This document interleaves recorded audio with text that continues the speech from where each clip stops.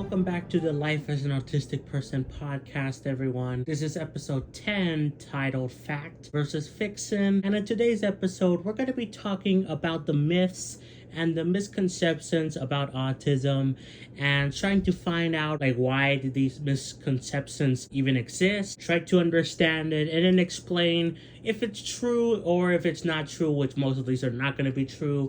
But I'll try to explain that maybe there are elements of these that are true. So let's just get right into it, shall we? So we're going to be looking at various websites here. I found this website here that lists the 10 myths of autism, and then I'll be going to different websites too to try to find some that we could talk about. So the first myth here listed on this website is autism is a disease, which, look, so it is not a disease, autism, but I can kind of see where people are coming from in that it's really hard to explain autism. I did not even understand it before I knew I had it.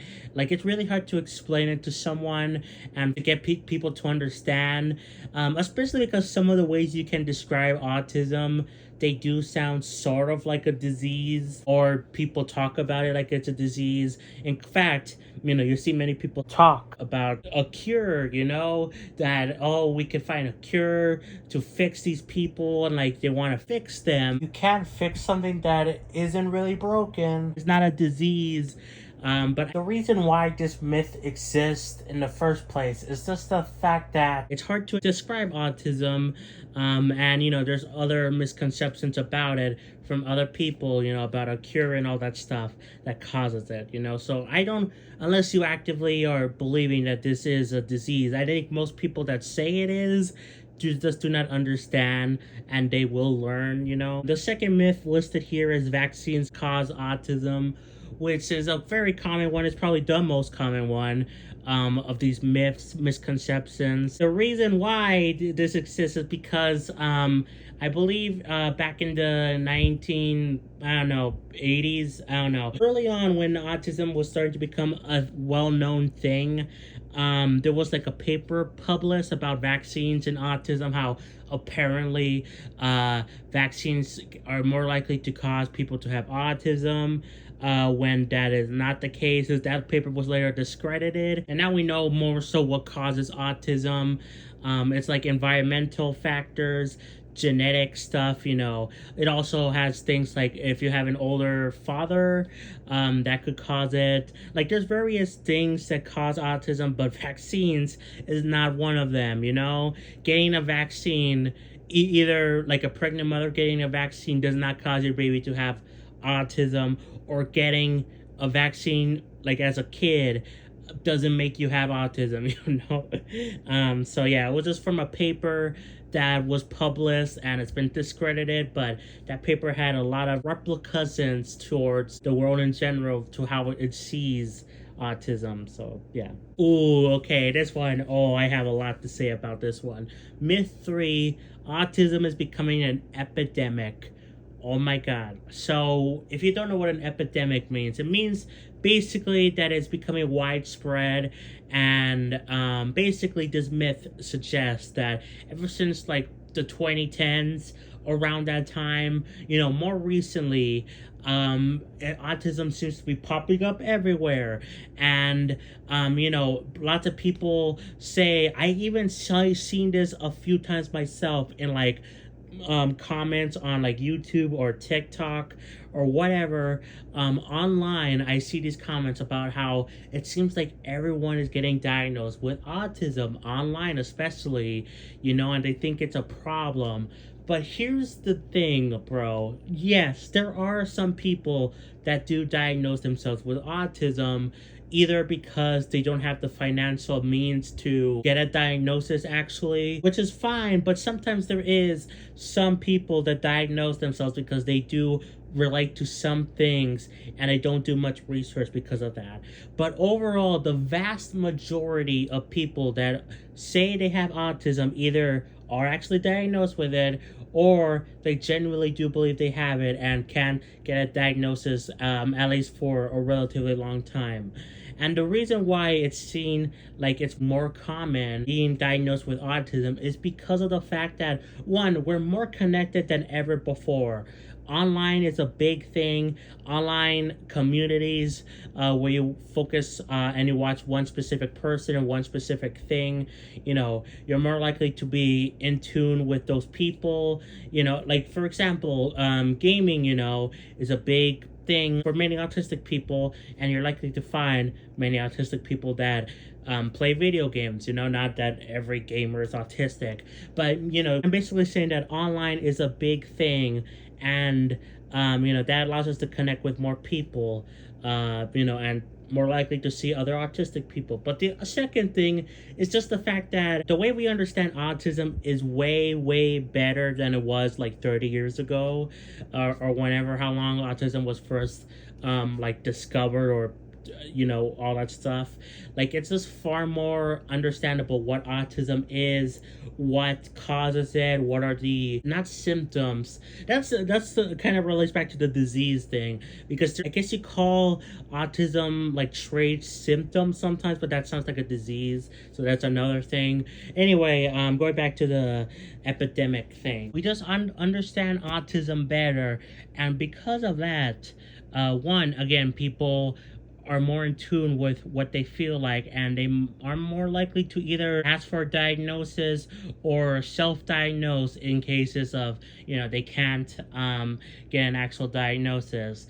But also doctors are more observant in these traits of autism, so they can diagnose it more easily. Like, it's just, autism is not an epidemic. It's just the fact that we're more connected than ever before, and we understand it better. The autism is still a very small thing that people in the general population have, but it just seems like it's more common because of those things I listed. So yeah, that was a big thing I wanted to talk about.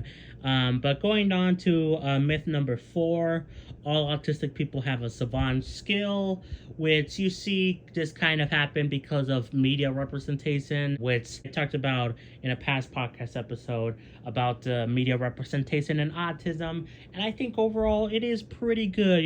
There's still things that could be worked out, but overall it's pretty good, in my humble opinion. Not everyone is going to agree with me, but I will agree with people when they say that a lot of autistic characters in media, whether confirmed or mostly confirmed, but even some that are just headcanons, they usually do have some sort of savant skill, which basically means they are a genius to some sort of degree.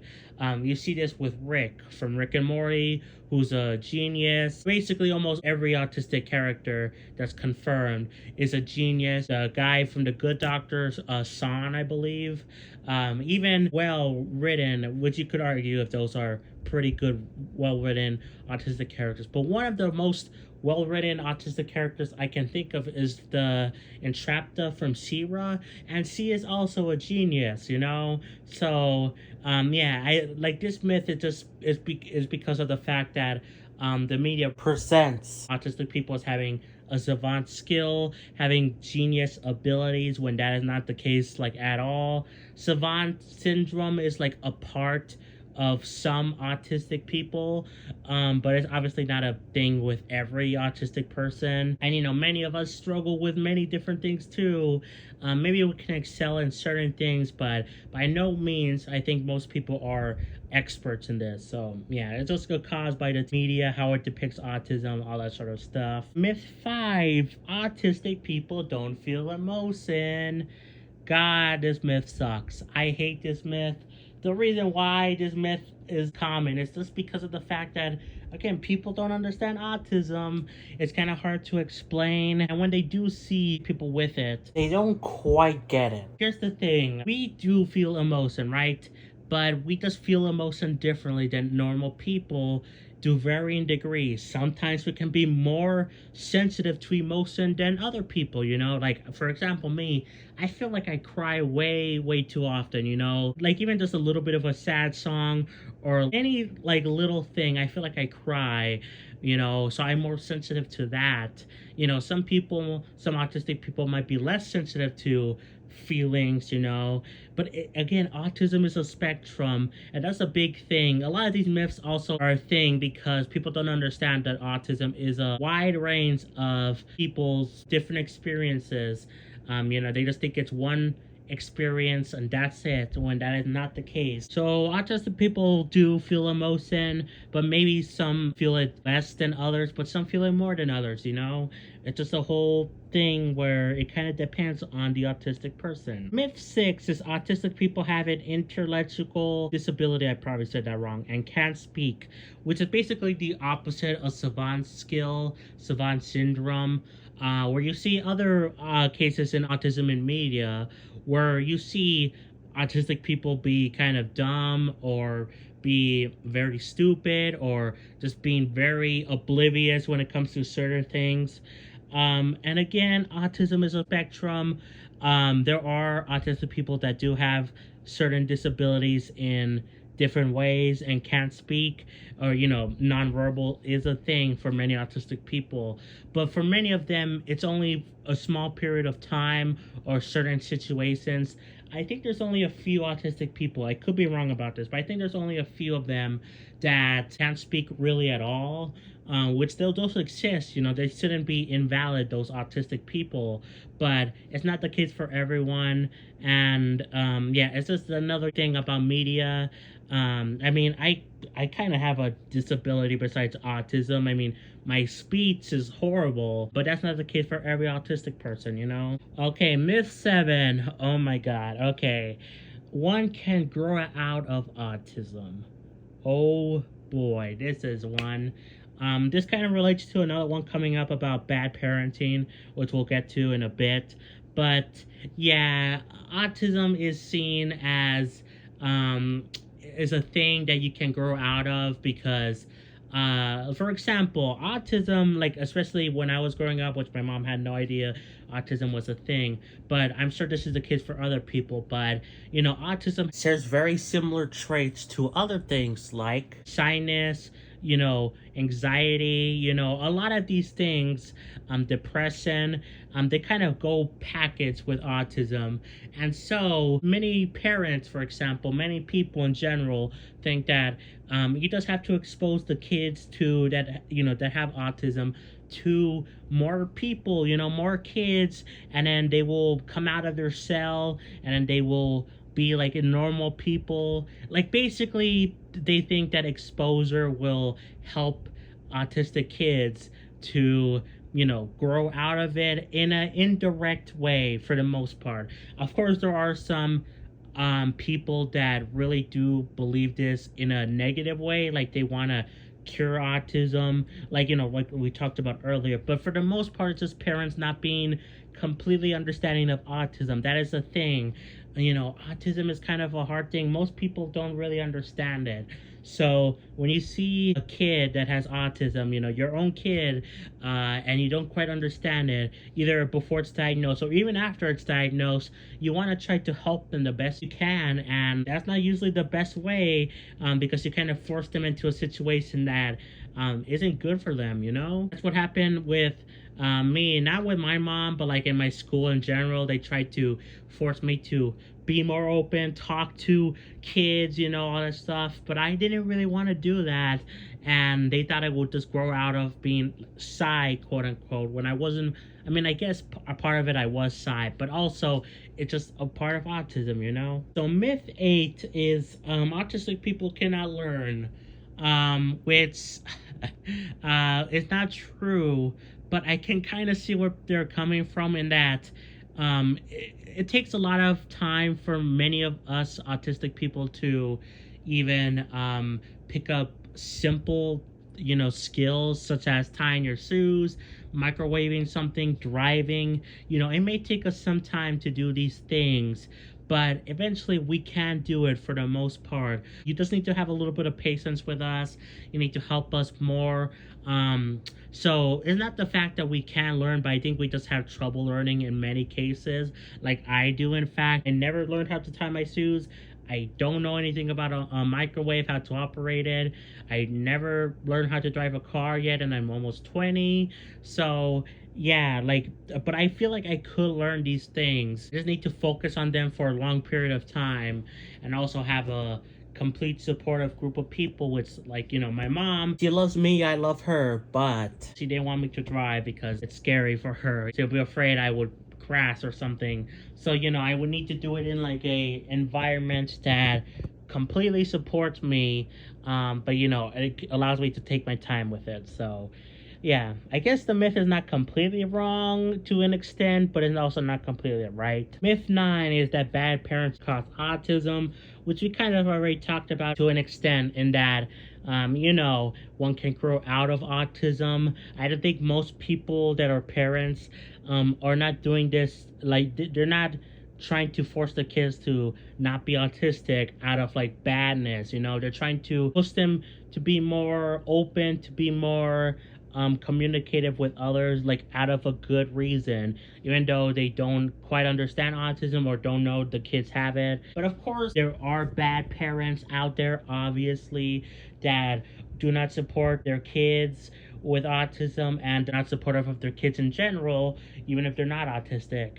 So I guess this myth comes from the fact that parents are supposed to teach kids how to behave, how to share, how to communicate with people, basically be attentive. And if you don't do any of those things, the parents, then it's seen like, oh, maybe they're autistic because of the parents. But that's really not the case. I mean, that is like a contributing factor in that, parents do teach you how to do these things, but also autism, you're something you're born with. So these things would just be restricted either way, even if the parents were good parents, like my mom was, it would just be restricted anyway. So it's just kind of a thing where basically it seems like one thing causes another when it doesn't. They're two separate things that can interlink. And last from this article, which we'll probably check out other articles after this one, but the last one here is that autistic children are more violent. I guess this could also go for autistic people in general. Which is something I have heard, and it's probably due to the fact that there are some autistic people that are violent. You might see this in certain TV shows where it has like a character that's autistic for like one episode, specifically in like crime shows, or you see documentaries of an autistic person where they lash out. But here's the thing: sometimes, there are autistic people that lash out, but they're usually for not necessarily good reasons, but understandable reasons. Such as, not understanding things correctly, being overwhelmed in a situation, which this has happened to me. I have gotten mad a lot before, and it's usually due to the fact that I get overwhelmed with things. And life just can be hard, And so it's rough to remain calm and collected all the time. So, sometimes you lash out, Not to say that that's not bad, but it's just understandable, Also, you see this in videos where parents or strangers record kids or even other autistic people having meltdowns, breakdowns in like the store or whatever. It's just because you're just catching us on a bad day, basically. We're not like that all the time for most autistic people, It's just a bad time because of overwhelming things like lights or the situation. So yeah, it's just a thing where it does happen to autistic people, at least some of them, but it's not because it happens all the time. It's because it catches us off on like a bad day. So that's it from that article. And let me look at other articles to see if there's anything else we could talk about. Oh, okay, here's another myth from a different article. Yeah, only boys can be autistic, which is a very stupid thing. There's obviously autistic girls, but there is some sort of truth to this, in that girls are less likely to be diagnosed with autism than boys. And it's not because, at least I'm pretty sure, for the most part at least, it has nothing to do with genetic factors like, oh, girls are just less likely to have it. No, I don't think that's the case. I'm pretty sure. I could be wrong about this. I'm not a scientist. But I'm pretty sure the reason why girls are less likely to be diagnosed with autism is because they're far more likely to, one, mask it more. Girls are known to mask like in general, they're known to put up appearances better than boys, and many autistic people in general are good at masking, and girls especially that have autism. Like, it's basically, factors that contribute to each other and add on top of each other, if that makes sense. So, when you combine both of these together, it causes girls to be less diagnosed than boys. But also another thing is just the fact that many years ago, until somewhat recently, girls were just seen like not the same as boys, when it came to things in general, equal rights, equal wages, the same resources of getting a job. Like, all these things only started to happen more recently, and so it just felt like it wasn't that important for girls to be diagnosed. And even if they were trying to get diagnosed, they didn't see them as being that serious, especially for multiple things, because they're gonna be a housewife, and they don't need to worry about social stuff besides a husband, or like even if they were seeing like, they could grow up to be a lawyer or a scientist, whatever, they still felt that they were exaggerating what they needed, which was an actual diagnosis. I hope I'm making sense right. I hope I'm not sounding sexist in this part. I'm basically just trying to say that's why girls are less likely to be diagnosed as autistic. Not that girls are less likely to have autism, because they can still do. In fact, I'm pretty sure it's equal. But it's just there's so many factors that contribute to girls being less likely to get diagnosed with it, And I hope I didn't offend any women, any girls in this video. Here's another myth, I guess, which we kind of talked about, in that everyone's experience with autism is similar. This is again a thing I talked about earlier, kind of, sort of, where a lot of these misconceptions of autism is due to the fact that many people think autism is one thing and it relates to everyone pretty much equally, when it doesn't. There are varying levels of autistic people that need special needs. Some, like, there's 3 stages, like level 1, level 2, level 3. Level 1 basically means you can operate pretty well on your own as an autistic person. Level 3 is the other extreme end, where you kind of need help in functioning a lot of the time. Not that you can't do anything for yourself, but like for most things you kind of need someone to help you with. And then 2 is like right in the middle, which is what I am. So everyone's experience is completely different. It just kind of depends who you are. There's other myths I've seen here, but we kind of already talked about them, or I don't really know what I can say. Like, there's one myth here that says you can only be diagnosed as a child, which is not true. I guess because of the fact that you are more likely to see commercials and things talk about getting diagnosed early, or kids with autism. You're less likely to see stuff about adults, but you can still get diagnosed as an adult. It's just a little bit more, not necessarily tricky, but a little bit like hidden in terms of public consumption and stuff, like commercials, ads, all that stuff. And there's other things here, like about something in the environment is causing kids to get autism, which is not true at all. I think this kind of relates to the epidemic, quote unquote, earlier that we talked about. And there's another one about a cure for autism. Like, that certain people think it can be cured. It's one that if it's a mental illness, which again, we kind of already talked about these things to varying degrees. I just don't know what else I could say besides that they're not true and all that stuff, Okay, here's another good myth. Kids with autism don't want to make friends. That is not true for many of us. I'm sure there are some autistic people, some people in general, that don't want to make friends at all. But friends are a very important thing in life, in autistic people, in normal people. Friends are a valuable thing. And just because autistic people, we have more trouble making friends, talking in these social situations, all that sort of stuff. We have trouble with it, but that doesn't mean we don't want to have friends. It's just way harder to make friends, but that doesn't mean we don't want them, especially because we, as a human being, we like to share experiences with others. Sometimes, we can feel a bit overwhelmed and don't want to talk to anyone, but in a lot of cases, we do want to talk to people. We want to have relationships. We want to have friends. We want to have these connections with people, but it's just hard as an autistic person. So it's not that autistic people can't or don't want to make friends. It's just that it's way harder to. And also another thing is that many people can be jerks, and that causes, people to not be trustworthy when it comes to certain things, like, telling people that you are autistic because you'll fear that they'll make fun of you or that sort of stuff. So yeah, I can understand where this myth is coming from, and I can kind of see where most of these myths are coming from.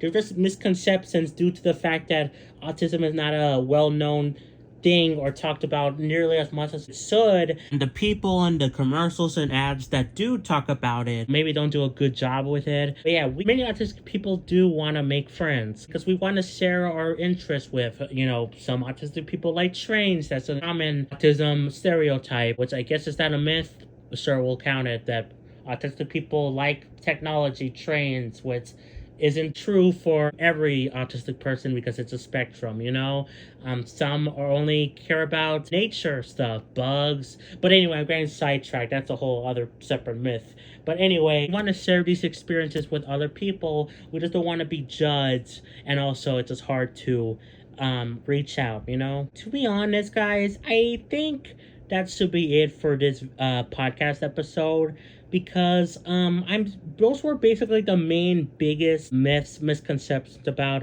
autism. Most of these things we kind of already talked about earlier, such as autistic people are shy and introverted, which is the case for many autistic people, but not everyone, because again, it's a spectrum. Only interested in traits, which we just talked about.